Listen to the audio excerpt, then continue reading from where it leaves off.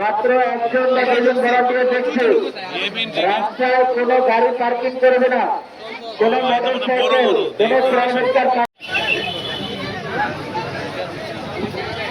কোনো সরকার গাড়ি ফিরে কিনে রেখে দেবেন। এই ভাড়াটিয়ার বা এই পুলিশ কন্ট্রোল রুমের সামনে গাড়ি কেন এগুলো সরাও ভাই। যারা পুলিশ কন্ট্রোল রুম হাসিরবাড়ের সামনে মোটরসাইকেল পার্কিং করছেন দ্রুত আপনাদের গাড়িগুলো সরান। হাসিরবাড়ের সামনে পুলিশ পার্কিংয়ের সামনে যারা গাড়ি পার্কিং করছেন আপনাদের গাড়িগুলো সরান। আরেকজন কই শুয়ে আছে এটা শুইছে কেমন পাও কেমন ভাঙছে এবং ব্যবসা এটি দিয়ে যান।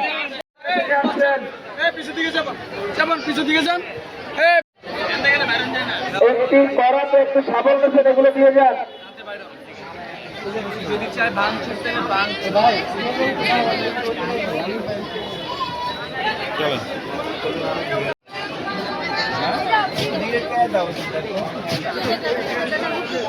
এই তো